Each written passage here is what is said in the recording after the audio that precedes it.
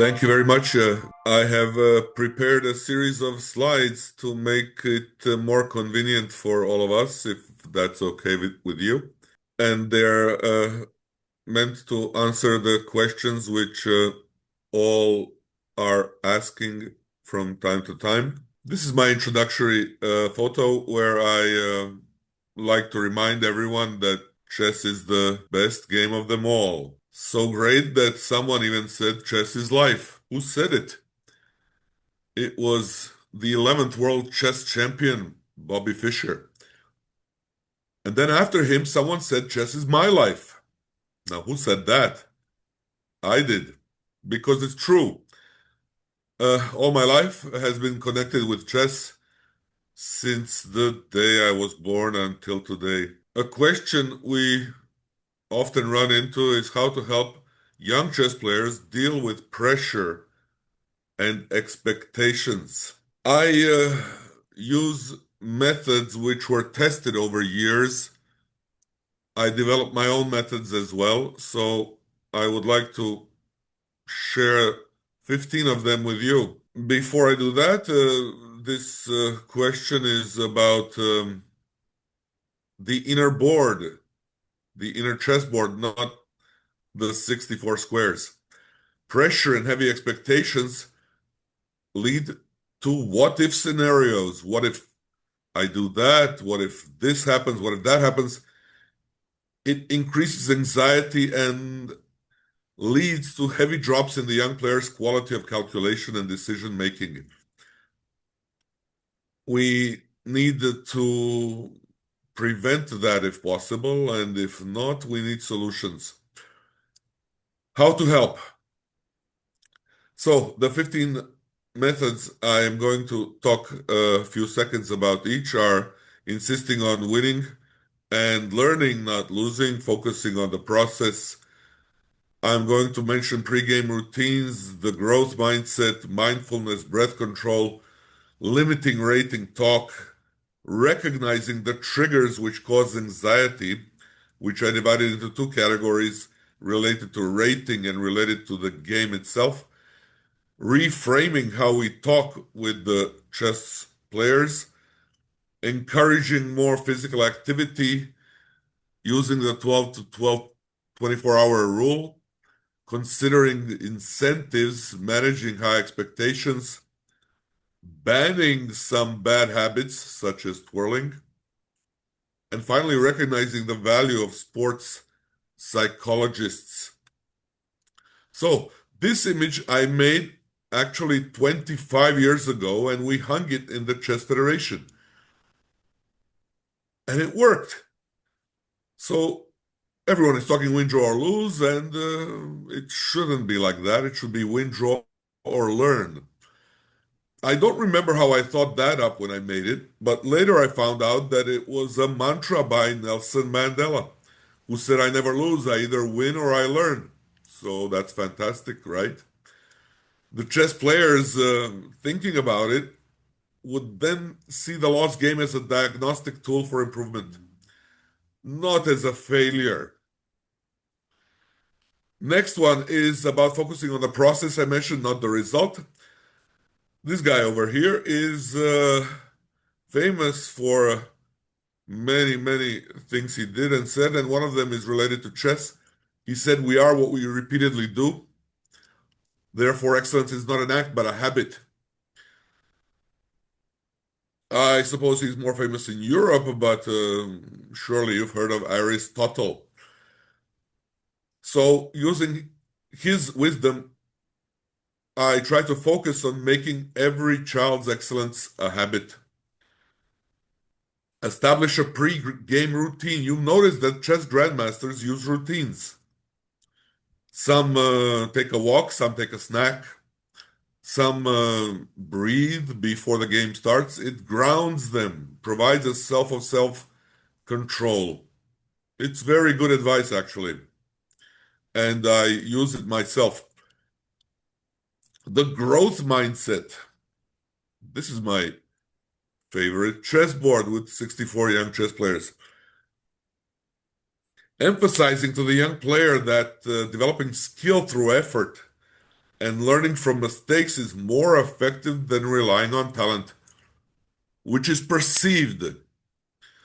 Many players realize at some moment when they are talented, and some of them choose not to develop their skills through effort, to rely on talent only, which is a mistake. It prevents them from feeling that their identity is at stake with every move. Teaching mindfulness and breath control. Mindfulness is the psychological process of actively paying attention to the present moment. We know that in chess blindness occurs. So one of the ways to deal with it is teaching the young player to take three slow, deep breaths when they feel their heart is racing. It helps a lot. I didn't invent this advice. I heard it from medical doctors, and I tried it, and it worked for me, and I advised it, and the feedback was good. So think about it. Limit rating talk. We probably all know by now that the ELO rating system is a double-edged sword. Some people call it a curse. And unfortunately, I'd have to agree with them. It tracks progress, but becomes a source of extreme anxiety.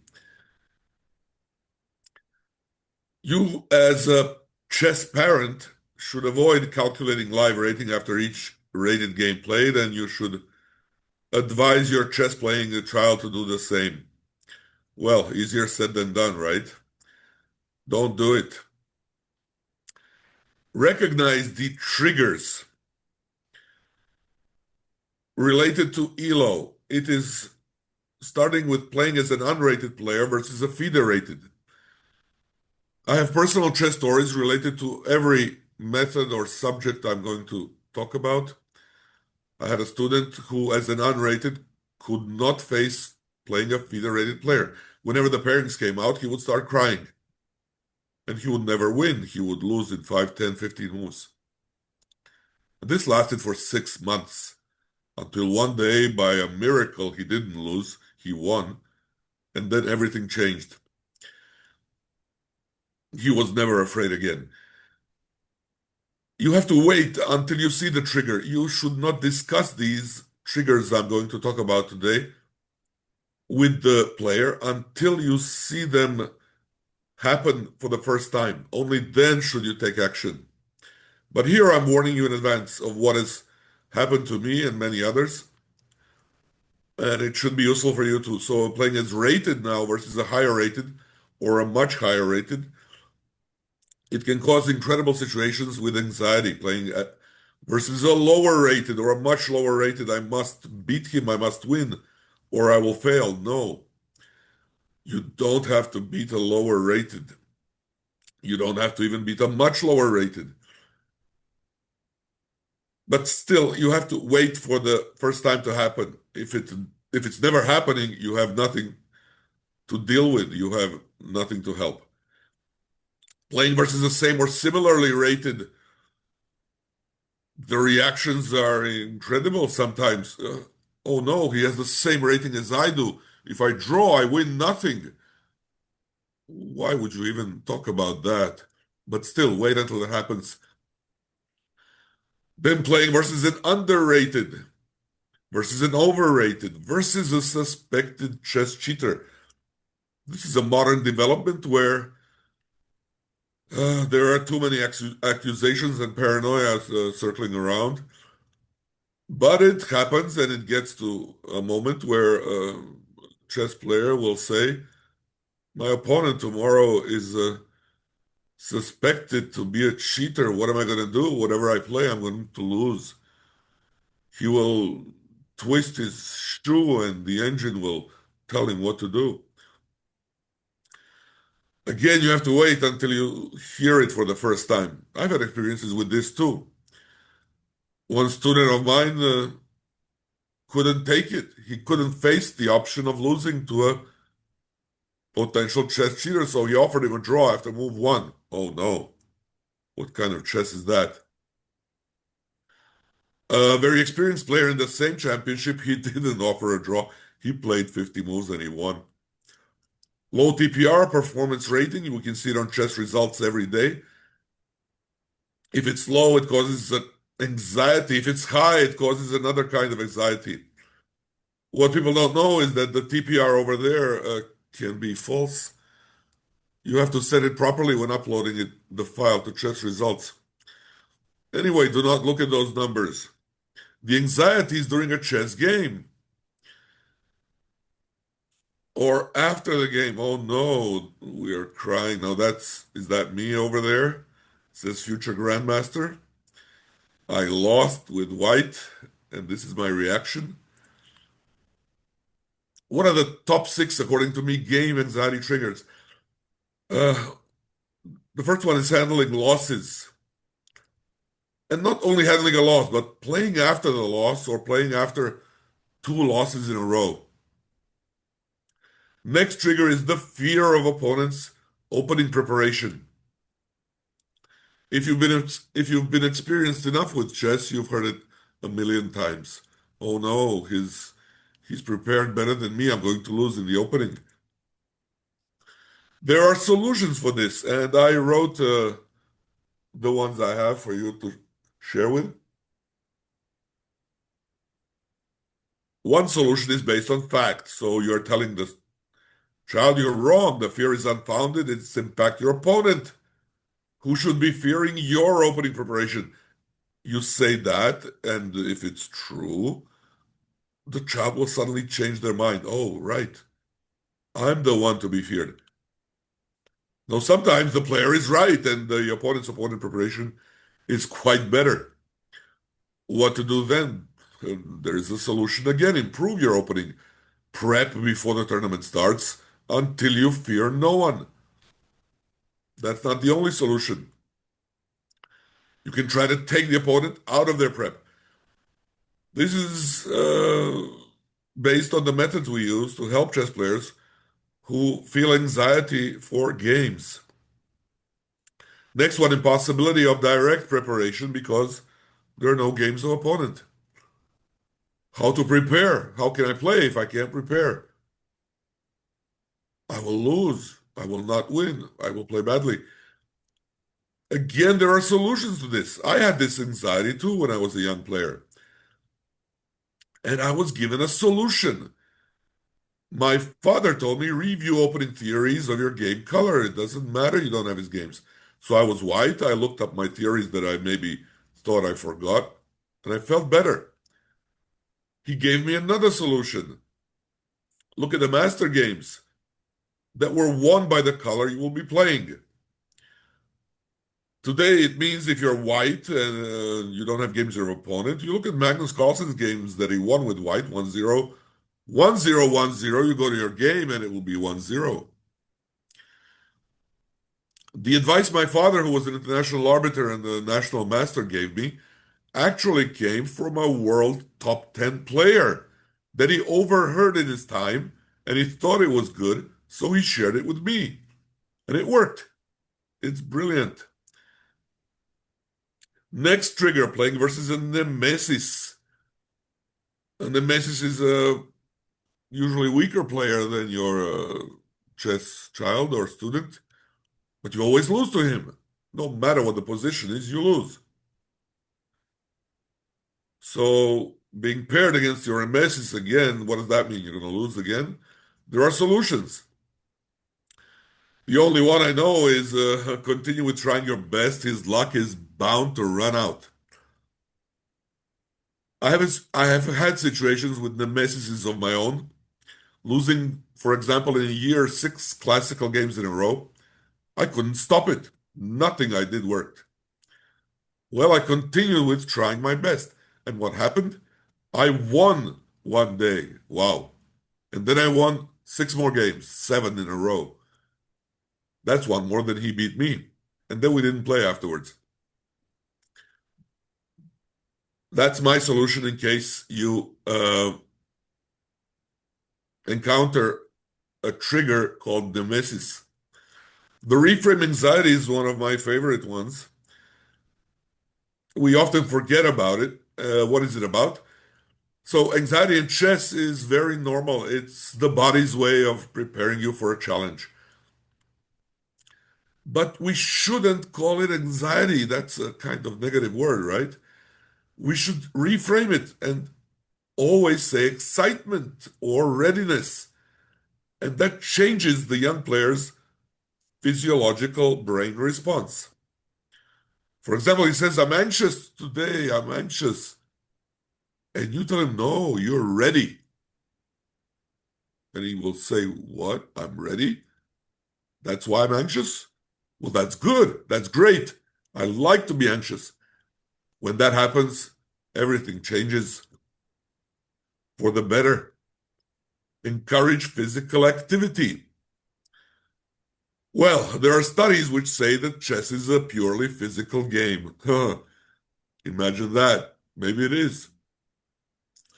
But for the most, it is not really. So, Robert Fisher was the first to advocate physical activity alongside chess. There are photos of him all over the internet doing physical activities, and it turned out that it works. So this is a must for every chess player. I do it all the time. Encourage everyone not just to play chess, but to add one or two more physical activities. I'm not afraid that these activities will take over the passion for chess in favor of the other. No. However, I do think about which activities to recommend. I never recommend football because it can cause physical injuries during the tournament. I've had too many examples at tournaments where the player plays football in between the games and he's injured. One even broken arm once. No, no, not football. Something else. Swimming, maybe. Taking a rest during the game is also a physical activity. A rest under quotation marks, right? So occasional standing up or walking in between games is a good thing.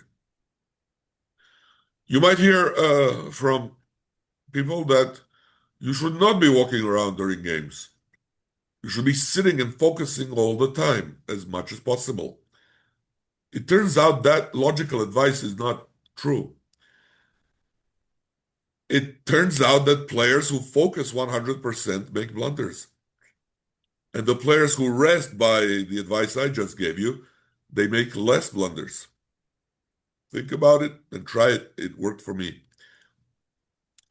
There is the 12 to 24-hour rule.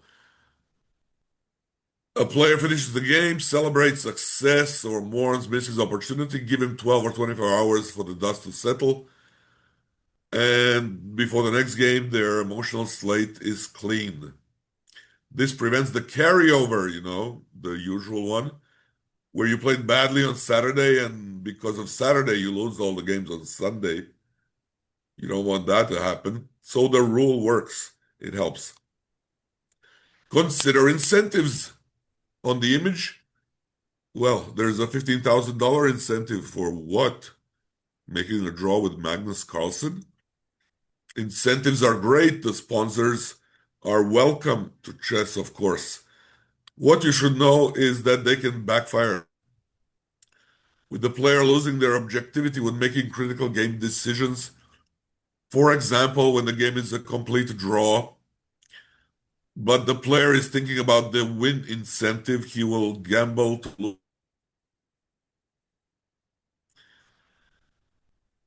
So, again, it's a double-edged sword. I thought about some solutions, what to do, maybe offer an incentive without telling the exact details, only after the game. What you should know is that it can backfire. Managing high expectations. Usually we talk about individual tournaments, so the solution is moving the goalposts to lower the pressure. For example, when chasing a FIDE title or a norm, accept as a success if you're 2 rounds before the end with a chance. I need 2 out of 2. I need 1.5 out of 2. I need 1 out of 2. I need a half point out of 2. That's a success already. Even if you don't make it in those last 2 rounds, that would mean moving the goalpost, which was previously title norm at the end or bust. No bust. Ban twirling. Ready, set, spin. It's a 21st century modern development. I wrote everyone is doing it, twirling captured pieces in direct line of opponent's sight. It's a physical outlet for mental stress. And the vast majority never complains about it. FIDE and chess content creators are widely promoting it. You will see videos on the sites of everyone. The chap on the image I snapshotted is world top grandmaster Daniel Dubov, and he's considered the world champion twirler. They say he twirls the pieces like magic. As you probably noticed, I am completely against this, and I encourage you to discourage twirling if you see it in your child's game. Find other ways. Okay. And the last one here is about recognizing the value of sports psychologists, which is very rare both among parents and coaches, and certainly among players. On images, it's a trick. This is not a psychologist. This is a psychiatrist. Oh boy, look at those parents anxious behind the window peeking. When you go to a psychologist, you don't lie on a bed. You sit in a chair next to him and talk. So, when in need, strongly consider be helped by a sports psychologist. They are known for making miracles for chess players. And I'm not saying this without having experiences. I have a lot of them, including with myself. What's important is to understand that sports psychologists are not psychiatrists. They don't prescribe medication. They're not medical doctors. They talk. And they have something in their talk which helps. Similarly to how successful coaches talk. There's something about them, something they say, which will change the chess players' views for the better. On this topic, I have some recommended reading for you. There are hundreds of excellent chess materials out there. I chose the ones I remembered first, that I either read fully or read excerpts, and I liked them a lot. So, The Inner Game of Chess by Soltis, Zebras by Rosen, and The Art of Learning by Whiteskin. This covers the first topic of how to help young players deal with pressure and expectations, how I do it, how others do it, and how I am now recommending you to do it. Maybe you are already doing many of the things like I suggested. Well, great. But now you have a backup. You have the same advice from a professional chess coach, professional former chess player, experienced chess coach. So now, if anything goes wrong with the advice, you can always point at me. Hey, that Jovan guy said it. It's his fault. No problem. Uh, Next question that is asked a lot is about chess training quality versus volume. Should we do quality or volume? I like volume, you see. I wrote 2 books. One has 2,500 exercises, and the other one is going for the world record, 15,000 plus puzzles and solutions. How about that? The thing is, I haven't really published them yet. But I love volume. Well, in high level chess education, the consensus is that quality always wins over volume. Volume builds pattern recognition. That's undoubtable. Quality builds the deep calculation needed to go over the plateau phase. Plateaus come with volume, not with quality. There are 12 methods which include modern developments on quality versus volume. And I made a few notes on each of them. The methods are by very famous chess players, coaches, and educators. So maybe just a few words about each of them. Botvinnik, he was notorious for his analytical rigor. Analyze your own games deeply instead of playing blitz. One game analyzed thoroughly is worth 100 blitz games. Dvoretsky was famous on promoting active learning. He said that solving complex studies where you must find the only move is superior to solving 50 mates in one. Oh no, I just showed you the book I made with 2,500 mates in one. Well, all right, I'll agree with Dvoretsky here. He said quality must push the boundaries of the concentration. Very nice words. Fisher was famous for immersion.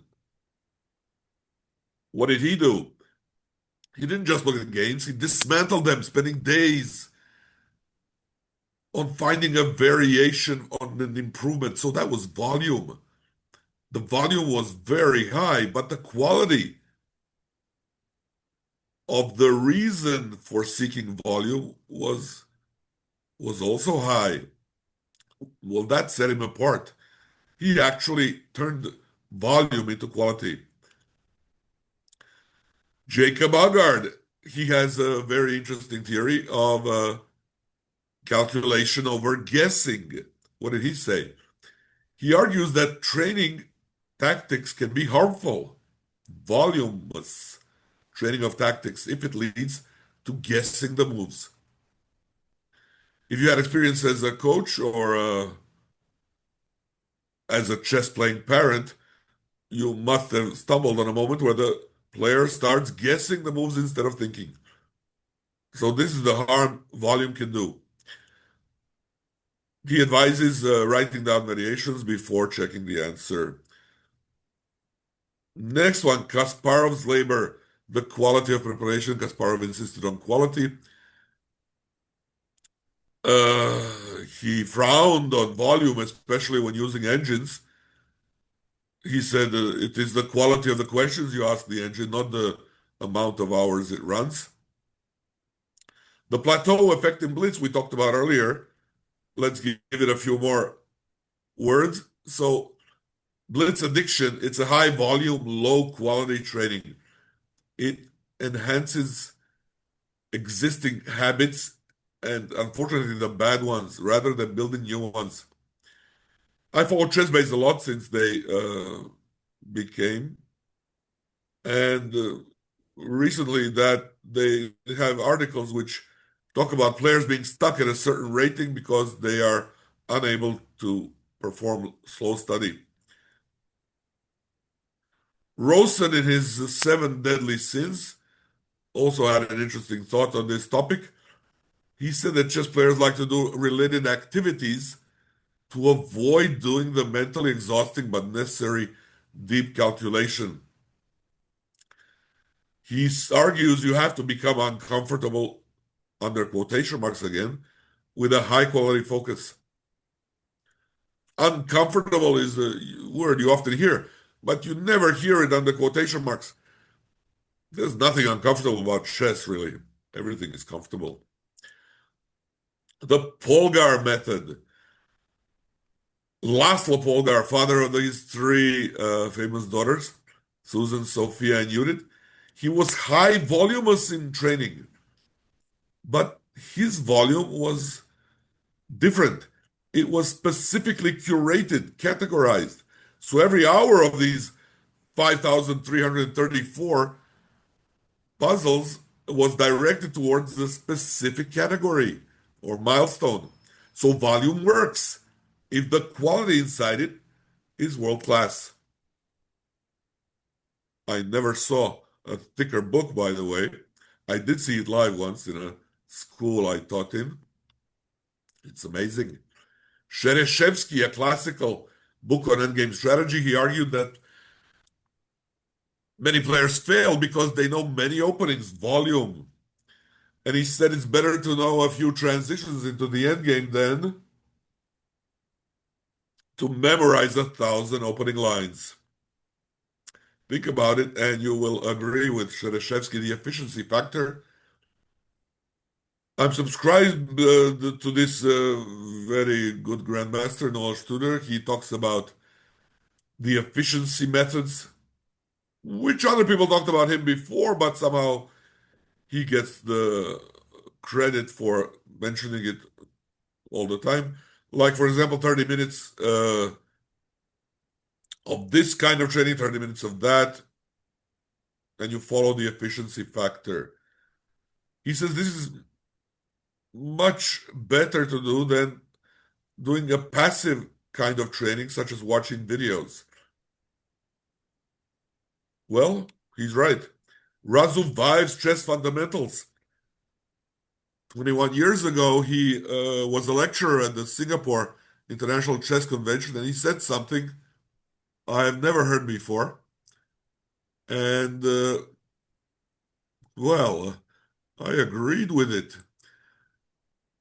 He said that beginners should not pass to the next training stage before completing 1 year of studying chess fundamentals. 1 year. Meaning you will be a beginner for 1 year. But after that 1 year, you will be a great master of chess. I don't know anyone who adopted his advice. No one stays a beginner for 1 year. Everyone wants to pass the beginner stage in a maximum of 5 lessons or 5 hours, or some even 5 minutes. Well, think about what Razuvayev said. It's fantastic. Volume. When you say volume, I think of Lichess. Why? They have a 6 million game puzzle base divided into 73 categories, plus one extra. It's fantastic. You can practice interactively on the most common tactical motifs in chess. So it's a kind of curated, specifically voluminous base, as Laszlo Polgar did, but in a far more modern way. And I use this to help the students learn the patterns. They claim creating this database took 100 years of their computer CPU time. Wow. Okay. Reading on quality versus volume, an excellent book. I read it, devoted to chess. The Heritage of Razuvayev by my old friend, the international arbiter Boris Postovsky. He was also at least 3 times World Olympiad gold champion with Russia. Great book. Then there is the Quality Chess Puzzle book by Shaw. I don't recommend it for you to solve puzzles, but there are stories in there which talk about quality versus volume. And another catchy title, Pump Up Your Rating by Axel Smith, also discusses this topic. Next, psychological mistakes, danger. So you're asking me, what are the most dangerous psychological mistakes a young chess player can make? So if I were Bobby Fischer, I would answer that in one sentence. I don't believe in psychology. I believe in good moves. Well, I think we all know that psychology exists anyway. So we have to research it and talk about it, unless we're Bobby Fischer.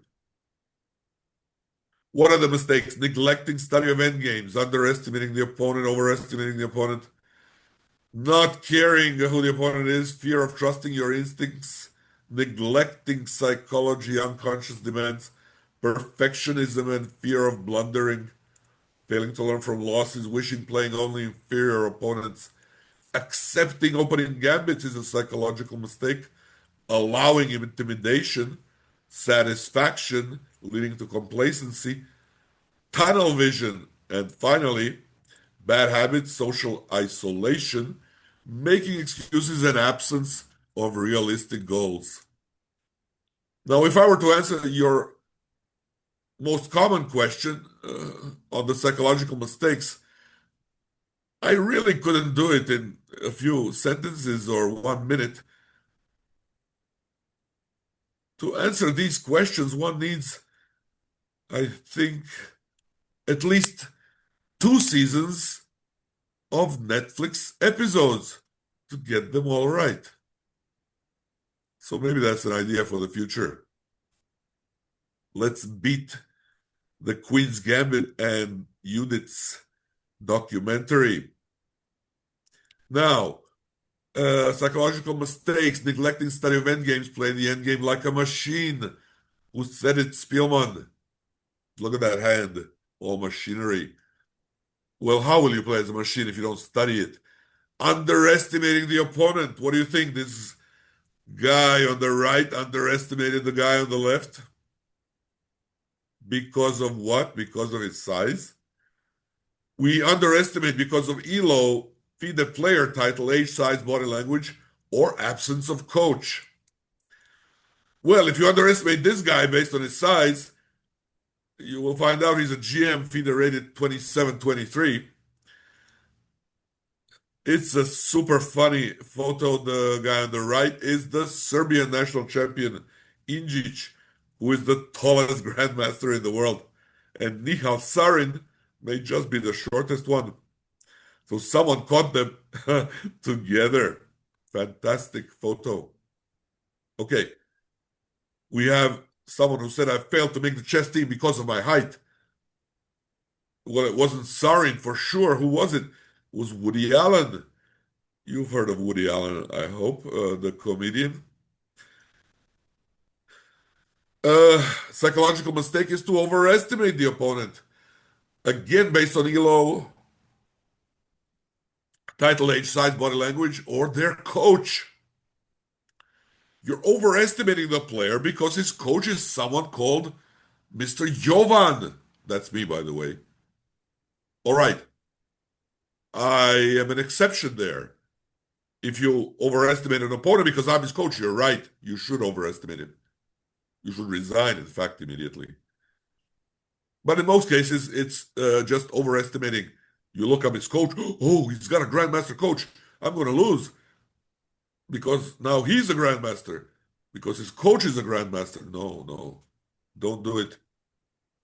Not caring who the opponent is, I've heard it a million times, and I dislike it when I hear it always. It's the infamous I don't care IDC solution. Solution, start caring instead, right? Fear of trusting your instincts. The chess player instincts are good and they can be developed. The intuition as well. Uh, Anand said something about intuition. Kasparov said something about instincts. This is Kasparov saying that he recognizes the problem among young people. They don't trust their instincts. Kasparov. Anand said intuition is the first move I see in the position. Those are quotes I always use when introducing the two. You should not fear trusting your instincts. I have methods to prove that the chess players' instincts are good when they think they're not good. I prove it to them. They suggest a move and they say, I'm not sure, I'm not sure. I turn on the engine. Oops, it's the main line. Hey, how come you're not sure? You have an engine installed in your head. Your intuition is fantastic. And when it happens 10 times in a row, they start trusting their instincts. Neglecting psychology. You cannot overestimate the importance of psychology. Again, Kasparov. And he's right. Unconscious demands what goes on in your brain. You can't do it, right? You can't do it. And then you think about it and you cut But you see, you still can't do it. That's a funny image. So, these are psychological illnesses. You have to hear them to be able to treat them. If you're not aware you have this disease, you won't be able to cure it. Jeremy Silman said it, a very famous chess author who unfortunately passed away recently. All right, perfectionism and fear of blundering. Chess players often strive for perfection to avoid mistakes at all cost, and that can be paralyzing. Well, someone said it. I didn't get who. Like I said, with everything I have experienced, I have a friend, chess player, whom I analyzed with, prepared together. He was the definition of a perfectionist. He went to international master and he couldn't play anymore. Each time he made a mistake, he couldn't take it. He wanted to be perfect and he stopped playing chess. One of the greatest talents Serbia had. He failed because of the perfectionism. He couldn't deal with it. It was noticed too late. Failing to learn from losses, someone said, don't lose twice. After losing a game, learn everything there is to be learned. If you lose and fail to review your game and learn, you have lost twice. Very nice. Who thought of that? Kostya Kavitsky,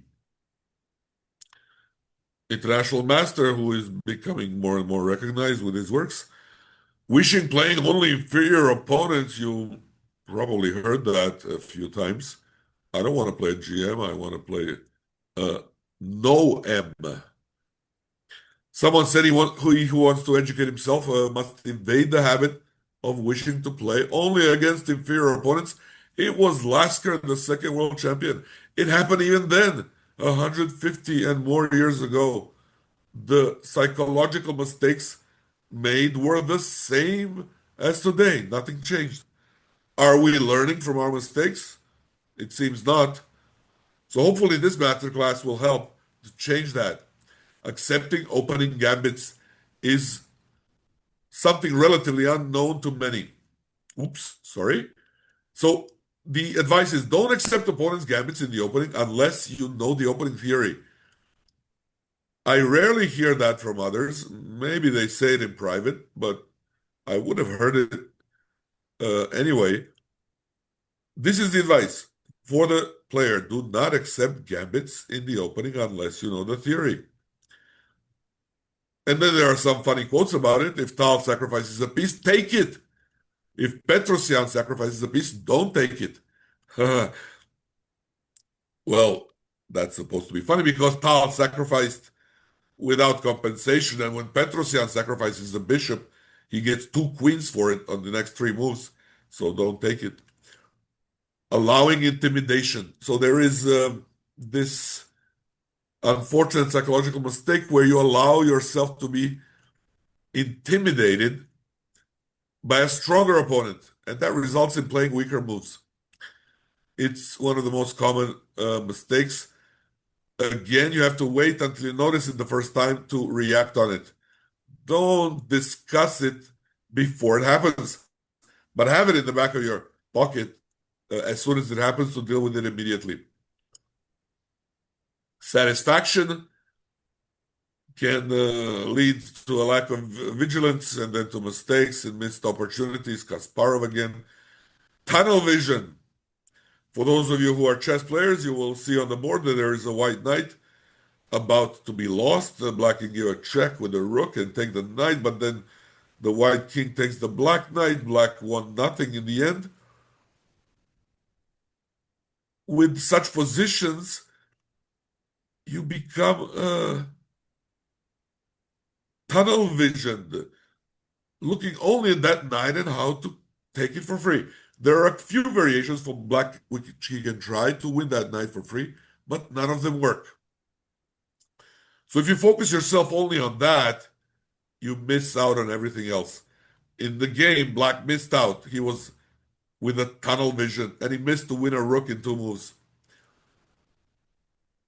I won't go into analysis of this position. I'm just trying to explain the psychological mistake on tunnel vision, not seeing the whole board. When it happens, you overlook threats, you have missed opportunities. Next one is bad habits, psychological mistakes. I thought about it and came up with 11. Sorry, I couldn't come up with less. Not warming up before standard time game controls. You have to warm up. Chess is a sport, right? Not resting enough, rushing through moves, ignoring threats, playing hope chess, reliance on openings, passive piece syndrome, refusing to trade pieces, lack of prophylactic thinking, playing too fast in winning positions, neglecting to annotate and analyze. So someone said the worst type of mistake is one produced from a bad habit. It was Kasparov again. He did have lots of words of wisdom when it comes to chess. Now, let's talk about social isolation as a psychological mistake. So research shows that mental exhaustion, which happens in chess games, it leads to social isolation, obsessiveness about past games, depression. It happened to top players such as world champions Bobby Fischer and recently Ding Liren. So this is something we have to be aware of as soon as it starts to deal with it. If you notice, social isolation, it can also happen with young chess players. I have stories about that too, but there is no time. Like I said, uh, I need more Netflix episodes. Making excuses. Now that's the top psychological mistake. It's a long-standing tradition in chess to protect your ego. And the funniest quote of them all, I never defeated a healthy opponent. You must have heard it 100 times. But who said it first?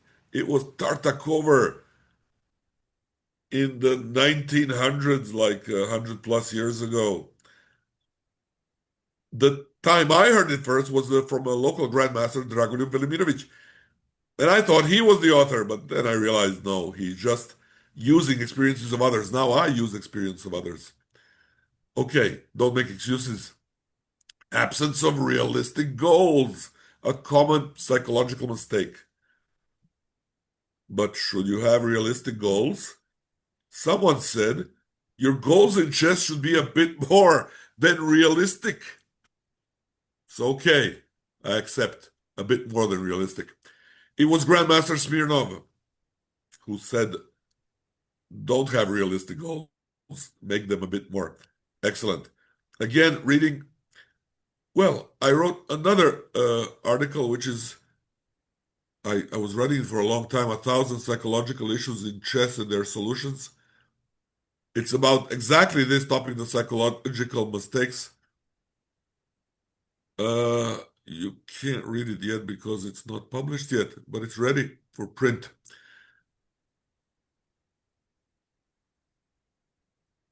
All right. Burnout. Burnout. It happens to everyone, right? How to prevent it. But wait, before we talk about the burnout of chess players, who exactly is in danger of getting burned? The player or the parent or both or the coach? It's important to define that. Well, the answer is all are in danger, not just the player. And sometimes it's never the player. You call him on burnout, but it was the parent or the coach who burned out. And then it just copied on to the player. And you think it's him who burned out. No, you can't take it anymore, not him. He can play chess forever without getting burned out. Then there is psychological burnout, there's physical burnout, or both. Well, of course, there's both. You have to be on the lookout. Question: how many classical standard tournaments should one play in one monthly ready period? One, two, three, or four? What's the answer? If I would ask a large group of participants, we would hear all kinds of answers. One, two, three, four. Well, five, I think, cannot fit classical games in 1 month. So what's the real answer? The real answer is definitely not four. And three may be a risk, not because of burnout, but because of a K factor formula in use, which has a flaw that less than 1% of people know about. And they all learn it the hard way when it happens. Uh, I'm not going to explain the details of the formula, but it comes from the FIDE rating regulations. You can read it there. Reading it doesn't mean you will understand it because it doesn't have examples. I hope it gets fixed because the way it works is the more tournaments you play, the more it affects your past tournaments. If you won 100 rating points and you're playing a fourth tournament, you suddenly lose a bunch of those 100. They now count as 70, not 100 plus. They took your ratings because you're playing too much. Well, there's no such thing as too much. So it happened to one of my students. He was plus 75. He decided to play a fourth tournament and he started it with plus 50. What is this? He lost 25 points without even playing his first game. Uh, that will not happen if you play two or probably three tournaments. That will never happen. I talk too much about that. Playing single, double, or triple classical rounders per day. I'm talking about classical games, not Rapid or Blitz. FIDE allows rated play up to 12 hours per day. That's in the laws. Organizers read the laws, unlike the players. So when they saw 12 hours, they figured out they can fit in three classical rounds in 1 day, and some really do it. Well, some players can take it, and most of the players cannot. Top grandmasters frown on double rounders. They avoid them. It's individual, I suppose, depending on your physical situation. Where to play chess? Theoretically, you can advance by playing only at home, in theory, because so many are playing chess now. All the tournaments are international. You might even have chance for up to grandmaster title just playing at home, never leaving your hometown. It can theoretically happen. So where to play? Locally and wait for it, or internationally, or both? My advice is definitely both. Never only locally. There are reasons for that, and there are many reasons, but again, no time to talk about them all. Just my advice, definitely both. Go play abroad, play at home, play everywhere you can. Combining play with round by round game preparation, pre-game and post-game analysis. You have a coach, you have a tournament. Do you prepare for the game with him? Do you analyze the game with him afterwards? My advice is if you have a coach and you can organize the pre-game and the post-game, you do it. Yes, of course. That's the advice. How many hours of sleep? It's individual. Some say six is good enough for them, some say 12. So 6 to 12. Things aren't going well. Are you going to withdraw or not to withdraw from a tournament?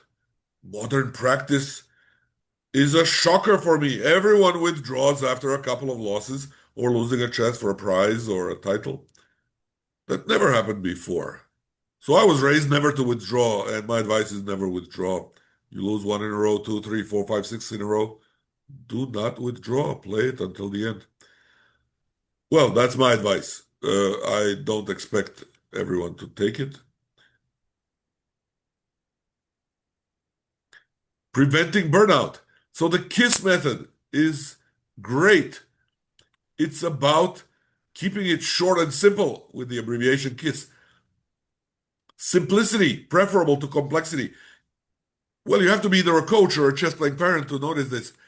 If your child is converting winning positions with complex methods, you have to suggest simple methods. There are model games which describe this very nicely. I am listing just a few of them here. Think about it. The KISS method is fantastic. The psychology on losing versus winning. Oops. So, I'm very tired after a loss. The child comes home, I'm very tired, I lost. I claim it's a false alarm. Uh, because no one is tired after winning a game, but everyone is tired after losing a game. So what is this? It must be psychology. I tested this on some students who claim to be tired after losing. They can't play chess anymore. So I tell them, you know what? It's not tiredness. It's your brain sending you wrong signals. You're not tired. Like you're not tired after you win. So next few games, he came back, and he said, hey, you were right. I lost, but I'm not tired anymore. Wow, it worked. Great. Motivational quotes. You've noticed by now that I love quotes. Your body has to be in top condition about burnout. We're still there. Your chest deteriorates as your body does. Fisher, a healthy body supports a healthy chest mind, is the translation of Fisher's quote. Without the element of enjoyment, it's not worth trying to excel at anything. Carlson said it. Enjoyment will prevent burnout. Now, an interesting quote, he said, when we are children, we should not set the goal of becoming a super grandmaster. Wow, interesting. Don't play chess because of pressure, let chess become your joy and success will come. So, this was said by a neighbor of yours working in the USA, like Wang Liam, the famous top world grandmaster and the Webster University coach, right? There are many other quotes. Tal also talked about burnout. He says every player feels it when it comes, gets tired in the fifth hour. So it's a recognizable thing which can be prevented.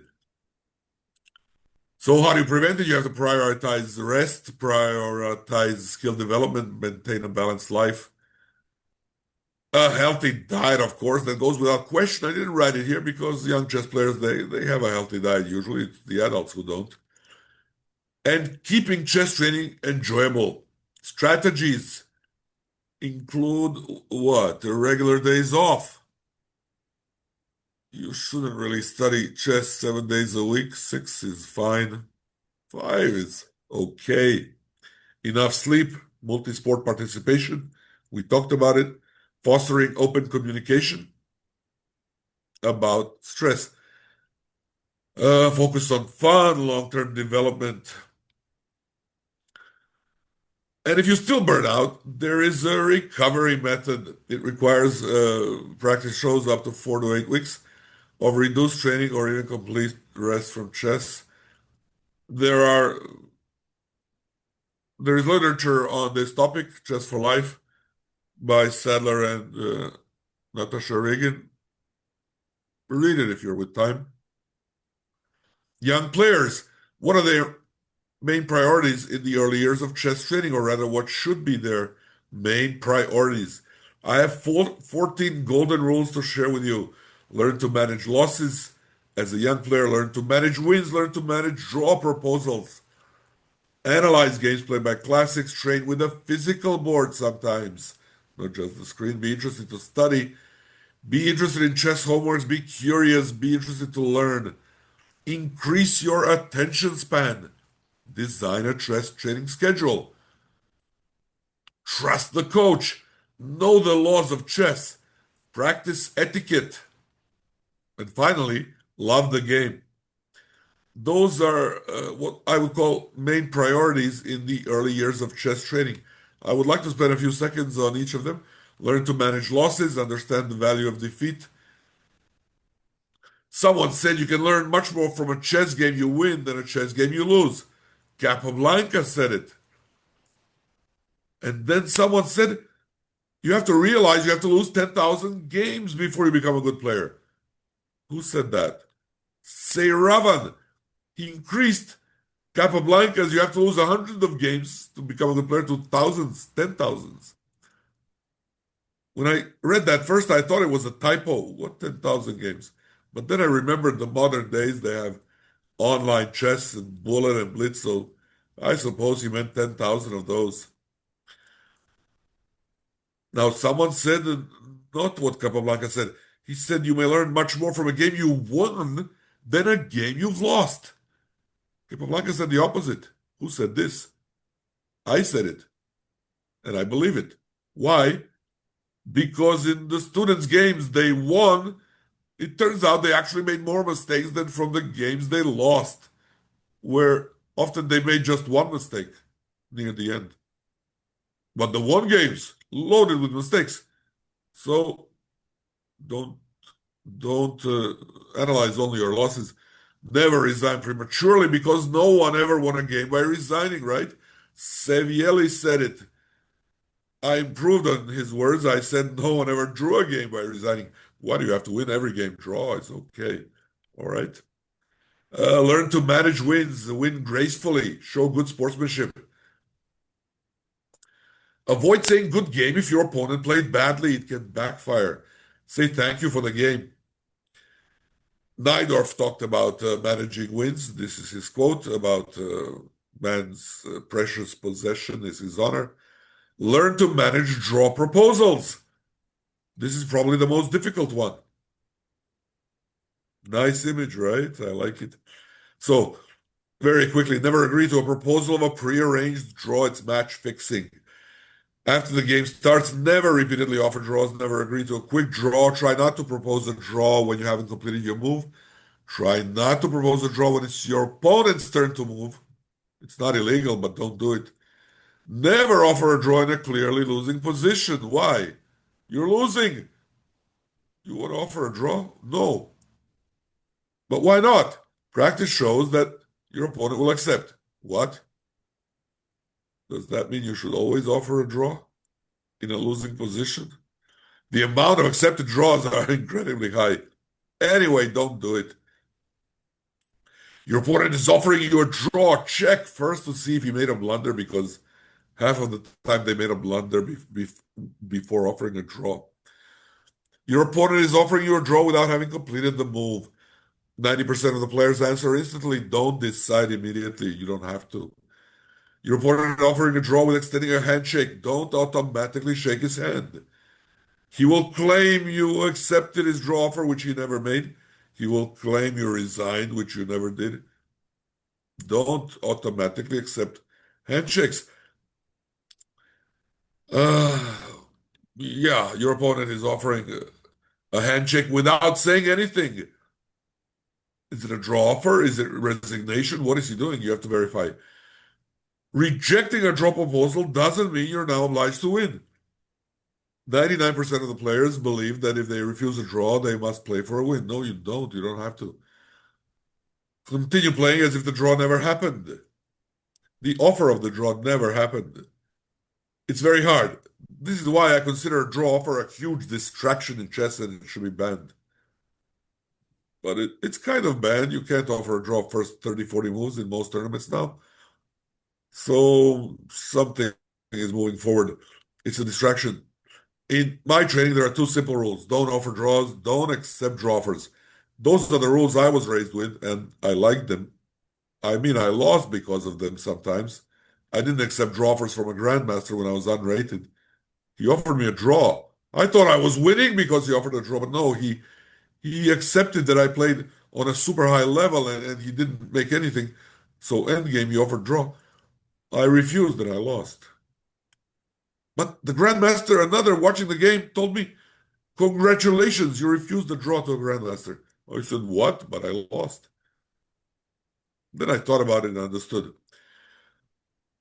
Someone said the only way to get better at chess is to play chess, not offer draw. You're giving up if you offer a draw or accept a draw. Who said it? Bobby Fischer said it. Let's listen to Bobby analyze games played by the classics. Why? Because in those games, there is pure logic in action. You will understand everything. If you analyze games played by the moderns, you will understand nothing because it's pure chaos in action.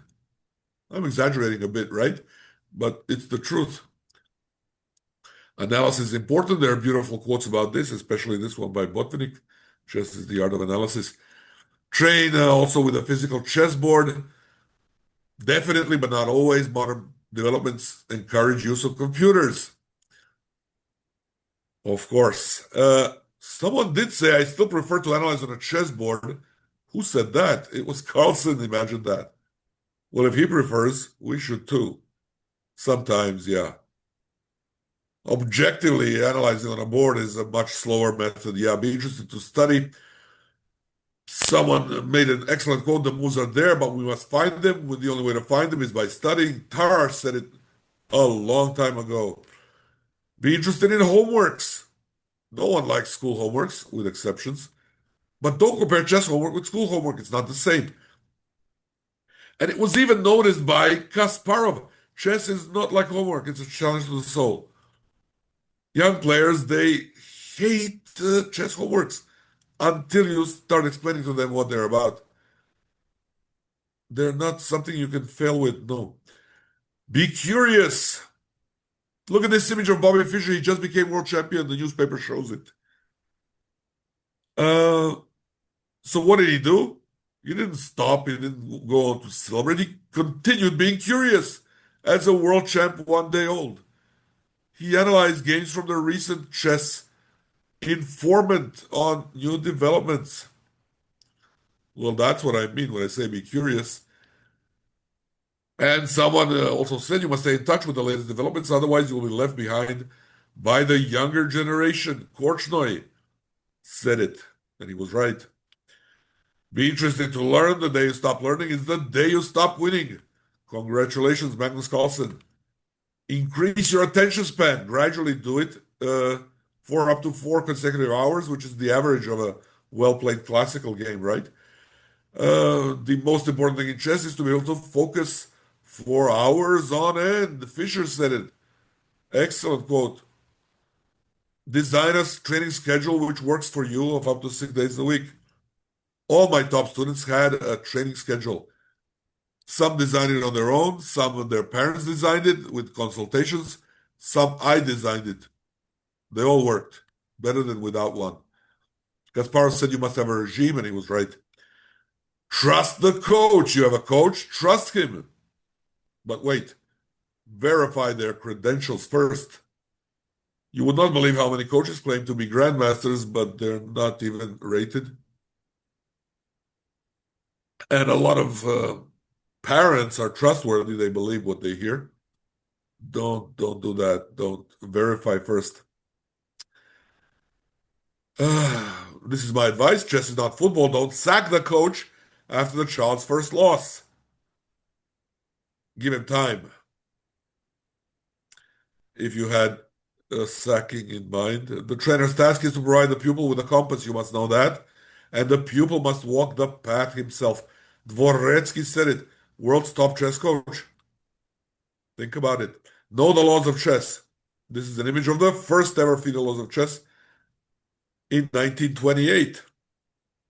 Hey, but FIDE was established in 1924, so it took them 4 years to write the laws. They're tough, that's why it took them so long. Know the rules of chess, otherwise you will lose or draw winning positions because of lack of knowledge of the rules. Grandmasters forget the rules. Some even do not know some of the basic rules that cost them points. The rules of chess do not permit a player to be careless. Tarash even noticed it, that you have to know the rules, practice chess etiquette with no text explanations. I mean, it's self-explanatory. Love the game of chess, but don't expect it to always love you back, right? Love the game. It won't love you back always. Accept it. So in chess, you can be the most brilliant player in the world. The chessboard will still find ways to punish you. You must still love the game. Tal said it. Wow.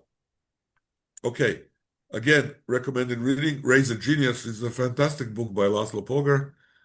Bobby Fischer teaches chess, talks about the priorities of early years training. Those are the first two that came to my mind, and those are the ones I recommend to you as well. Have I been talking too long? Do we have time for more topics? Jovan, thank you very much. I think you've covered most of them and they were very interesting. So, this was the feedback that we were getting from parents, trainers, and guests of the different tournaments. So maybe as I would say suggestion, maybe we could move to the questions from the audience because Yes, sure. yes, Jovan, thank you very much. So, uh, dear participants, if you have any questions to our renowned speaker, we would be happy to announce it. And also, please don't shy. We can translate it from Spanish to English and backwards because we would like for you to uh, benefit from this masterclass as more as possible. I have a question for you, Master. Is this? You mentioned some of these points, but let me explain you where I'm going. Now, chess is a little bit different than it was a few years ago. It's more dynamic, and many openings you need to take more risk, and sometimes it's hard for kids and for parents to understand that you will lose games for that reason. That you need to develop that desire to risk sometimes so you can develop your skill and play properly the positions. What can you tell us about that? How to manage that need to take more risk and sometimes to lose more games, uh, so you can improve and you can keep growing as a kid. I hear many coaches nowadays talking about how important it is to identify talent to know what kids are going to move forward. How important it is for them to see that skill in the kids. What can you tell us about it? Well, about the openings you mentioned, you said there are new developments in modern times, but actually the history is repeating from its first days. So in the old days, they would say when you start learning a new opening, be prepared to lose your first five classical games. Someone said it 200 years ago. And it's still the same today. It's difficult for the coach to tell the parent, be prepared, your child will lose the first five games of this opening we're studying right now. Fortunately, there is a fix for that. With development of online interactive training, we can push those five lost games into the online games, which didn't exist before. Maybe we lose 20.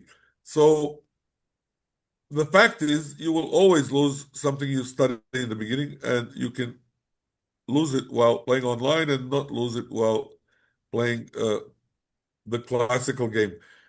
About talent, if I understood you well, some chess players are born with the talent, that's obvious.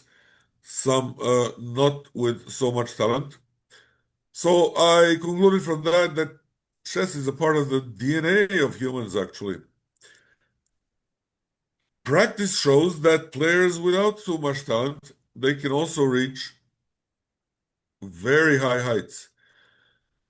Professional players claim that chess players without the talent will not become grandmasters. They will become maybe strong international masters, which is not bad, but they will not become grandmasters or world champions. This is based on what they saw. I don't really believe in that, although it's very logical what they say, because I've had students who I would think have no talent for chess. All the moves they were suggesting, oh no, the most terrible ones. But some of them became world champions in their category groups in, for example, school events. Now, how's that possible? A player without talent to become a world champion? That's something is not right there. Of course, talent makes life easier.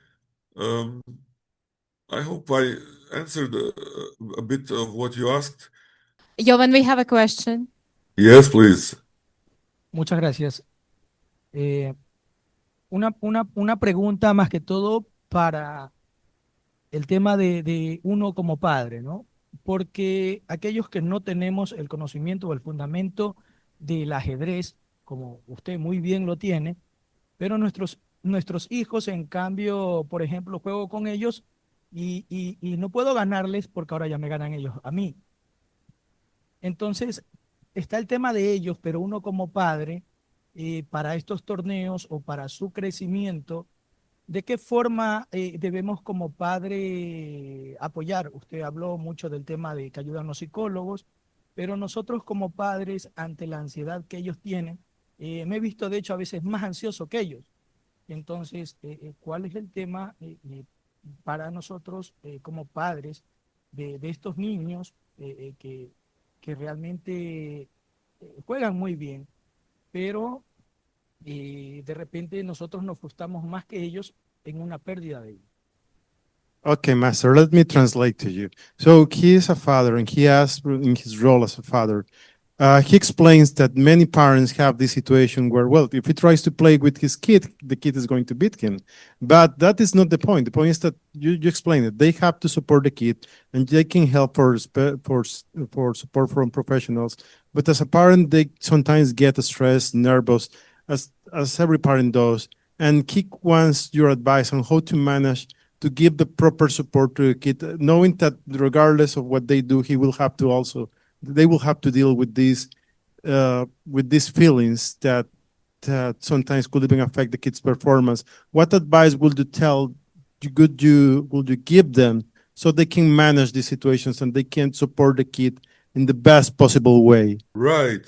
I believe I have an answer to that question prepared. Just let me scroll down a bit more over here. It's a most commonly asked question. This is about making mistakes as a parent by pushing too quickly. Okay, here it is. Right. Chess parents. Behaviors of chess parents which unintentionally create pressure or fear of failure. So I've listed a number of them here. Like overvaluing results instead of learning, treating mistakes as failure rather than feedback, constant post-game criticism, living through the child's results, comparing the child to other players, overscheduling and burnout, underscheduling and burnout, rewarding only success, creating fear of this, the child is disappointing the parents, over instruction before games, lack of balance, and expecting GM level results when not ready. These are the top 13 unintentionally created things by parents. And it's not easy just reading the title. I have to explain a little bit. So the outcome of the game is less important than the quality of moves. Botvinnik said it. And you should accept that. You treat mistake as failure. Don't do it. The most important thing is to learn from the mistake. Another grandmaster from the past said that too. Then constant post-game criticism. When child finishes a game, he needs to rest. You don't ask him immediately about things he did wrong. Susan Polgar said it, and she's, of course, absolutely right. The worst thing you can do is criticize, point out the wrong things. Living through the child's results. There are parents who want their children to become what they could not have. You should not try and do that. Kasparov noticed it first and said it. When the parents are invested too much, the children play for them, not for themselves. And again, I've had many experiences with these situations. For example, in a group of, it was a session, 200 young players, and one of them was asked, "Why do you play chess?" And he answered, "I play chess to please my father." And everyone started laughing. But it was the truth. So it turned out the father was living through the child results exactly this topic. Then comparing every chess player in his own style, don't compare him to others. This is an unintentional mistake. We all do it. But if you're aware of it, you will not do it. Overscheduling, don't overschedule. It will cause burnout. You want the best. You want more games for your child, but you're creating burnout. Too many tournaments, too many training sessions. They remove joy and increase anxiety. Underscheduling, rewarding only success. Don't reward only success. Why? Because in game losses, there was effort. And someone brilliantly noticed, the effort is invisible. Reward that effort even with a loss. Dvoretsky said it, one of the top coaches, right? So if praise only comes after wins, it ties the self-worth of the child to his results. He thinks he's a failure if he doesn't win. The child is in fear of disappointing the parents. You must be aware of that and not let it happen. Over instruction before games, don't give them too much instruction. Lack of balance in training, don't let them imbalance anything. Don't expect GM results when they're not ready. And don't turn their chess into an obligation. These are the behaviors of parents which unintentionally create pressure and fear of failure. That's my answer in long, not in short, sorry. Thank you, Jovan. Thank you. Dear participants, do we have any other questions? Yes. Muchas gracias. Primero que nada, una felicitación al maestro por la excelente ponencia. Y mi pregunta es, ¿qué no cree él que está bien que se jueguen todas las modalidades? Que los chicos jueguen clásicas, rápidas, blitz, ultra, bullet y todas las modalidades que existen. O si él recomienda a él alguna modalidad para abordar este tipo de juegos. Okay, the question is this, Master. First, he wants to thank you for this masterclass Thank you too. that you present here. And then the question is about what are your thoughts on the different kinds of chess that kids can play now, if they should play in all these versions, bullet, blitz, rapid, classical. What are your thoughts about it? I have exact thoughts about the formats that are in play today. Personally, I advise against playing variations of chess. Any variations. Then I forbid playing bullet games. It's not easy to explain why. I mean, it's obvious why you should not play bullet games. But when you look at the online games of the most talented young players, every one of them has 10,000 bullet games, and nothing happened to them. They didn't turn beginner because of it. Even so, I insist on 0 bullet games in practice. I like blitz games. I don't like online blitz games. I like over-the-board blitz games, and I encourage playing those as practice training. I encourage playing rapid games, and I insist the focus is on classical games, meaning standard games with a longer time control, where the player actually gets to think. There is a funny, catchy book title called Play First, Think Later. That's so funny. So my mantra is think first and play later, and you can't do that in bullet. You can't do it in blitz. You can do it in rapid a bit. So they can serve for practice, but completely not as a serious activity. Some will disagree. I hope most will agree. That's my answer. Thank you very much, Jovan. Yeah, we have another question for you. Hola, buenos días. Bueno, ya buenas tardes. Gracias al maestro Jovan y a la federación y a los líderes del ajedrez educativo o escolar. Hoy en día es claro que nuestro deporte, hay muchos niños que empiezan a edades muy tempranas, de 5, 6, 7 años, pero también es claro que hay chicos que empiezan después de los 12, 13, 14. He escuchado a veces a padres o entrenadores decir, no, ya el chico que empezó 12, 13, 14 años ha perdido mucho tiempo. ¿Qué recomendación hay para aquellos niños de 12, 13, 14 que son talentosos, pero entre comillas inician tarde? ¿Qué recomendaciones para poder aprovechar ese talento y entre comillas recuperar el... Gracias. Okay, Master, this is the question. There are most kids nowadays They start when they're very young, 7, 8, 9, and well, many of them do great, right? But there are those kids that start later in life. They start when they're 11, 12, 13. And like in my case, and I am that start at 6, 17. So yeah, what are your thoughts on those that start later on? Because it's said, according to his words, that the ones that start later will have more trouble to develop their talent compared to the ones that start younger. So how would you manage those kids that did not start that early in life playing chess? You started with saying they start early, 7, 8 years, 9 years old, right? There are some that start early, and but his question is about the Yes, ones that start late. right. How But can I they wanted to comment manage? on that's not early, that's late. Modern chess children start at age 3. Crazy, right?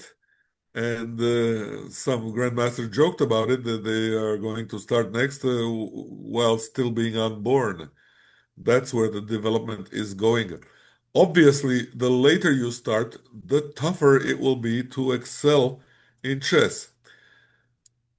However, all the great masters of the past, and that wasn't so long ago, they all started very late compared to today, and most of them, of those top masters, they were fantastic players, great players.